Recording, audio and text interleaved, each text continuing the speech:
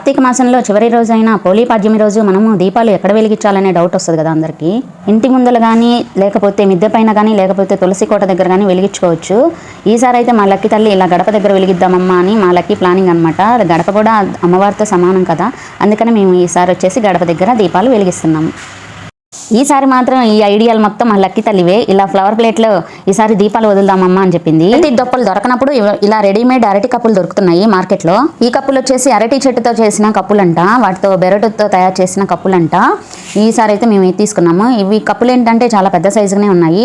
మా లక్కీ తల్లి ఏమనిందంటే ఇది పెద్దగా ఉంది కమ్మా, ఈసారి ఒకదానిలోనే 5 వెలిగిద్దామని చెప్పింది. సరేలేని దాన్నే ఫాలో అయ్యాను.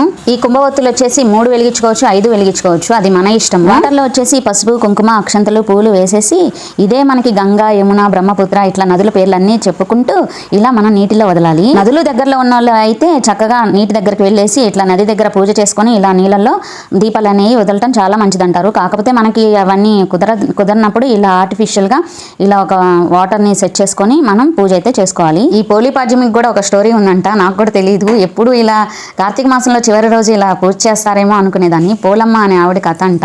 ఆమెకు వచ్చిన ఫలితం అంటే పూజా ఫలితం మనకు కూడా వస్తుందని చివరి రోజు ఖచ్చితంగా ఇలా దీపాలు అనేది వాటర్లో వదలాలంటారంట. ఇదంతా రమ్మగారు చెప్తున్నారు కదా, నేను ఆవిడ వీడియో చూశాను యూట్యూబ్లో.